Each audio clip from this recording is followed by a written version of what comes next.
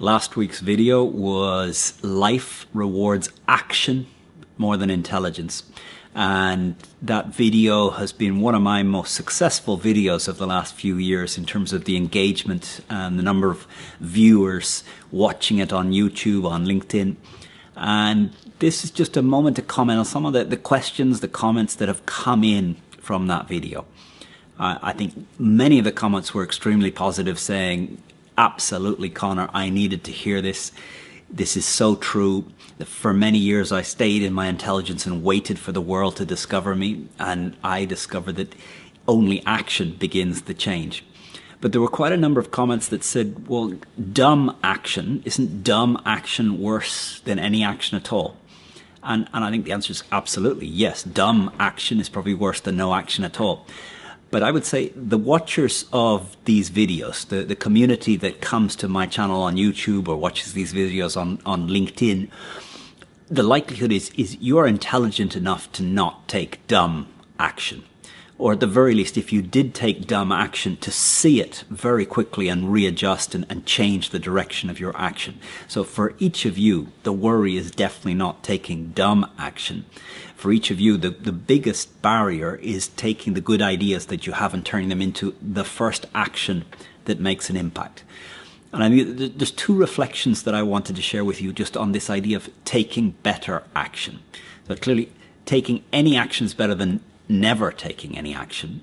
But once you start to take action and be systematic about daily making progress on taking actions, now you do need to tune your intuition to take better decisions and where you focus your time for the greatest impact. And for me, there's a book by Peter Drucker called Managing Oneself that makes a recommendation that I see so few people do.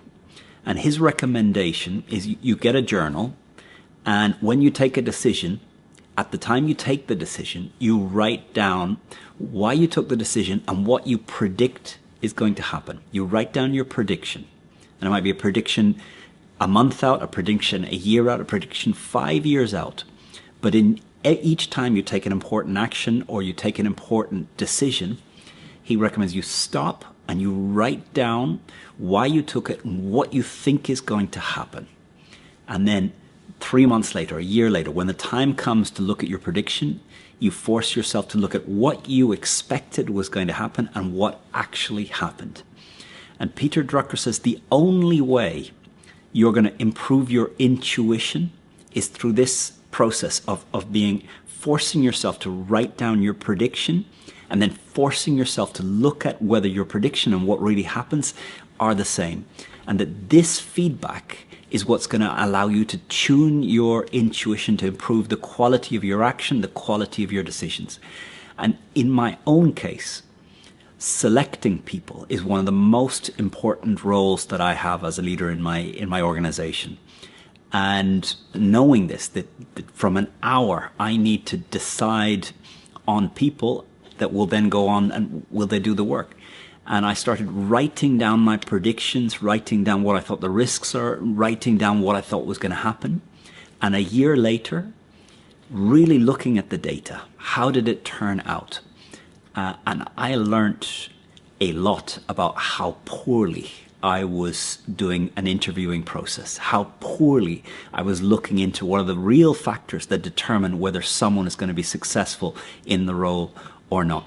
And it was only through this very painful and harsh feedback, because I liked the thought that I was a good judge of people.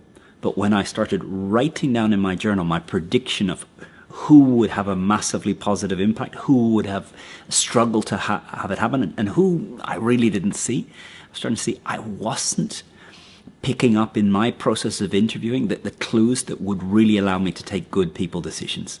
And by having that data, by seeing, it was first very hard for me to confront that I was not being a good judge of people, but it forced me to go back and look at what I was paying attention to, look at what questions I was asking, look at how I was conducting an interview, and make some changes so that I'm getting better at being able to take good people decision. So this idea from Peter Drucker, and I'll add a link up here to some material from Peter Drucker on how to know yourself, how to know what you're good at, how to know what you're not good at. But one of this thing is what he calls feedback analysis, which is when you take action, when you take a decision, note down on paper what you expect to happen, and then months later, make sure you look at reality and what you've predicted. And this is the only way your intuition has a chance of improving and being better at taking the decisions, taking the action that can really move your life forward. So anyway, a reflection on not just taking any action, but improving day after day, week after week, the quality of your action, the focus of your action, the way in which you conduct the action. But clearly from nothing to any action, that's a good step. But then if you have a feedback loop that allows you to improve each day the quality of your action, even better. So anyway, it's Conor here from IESE Business School, been teaching a global program today. Hope you have a great Christmas period. We've got Christmas coming up for those of you who celebrate it. I'll be heading over to Ireland in about a week's time to spend it with family. Have a great Christmas time. Thank you for your likes, your shares, your comments. The channel has reached 400,000 subscribers today. So again, I want to thank each of you for your sharing, your contributing, and being part of it.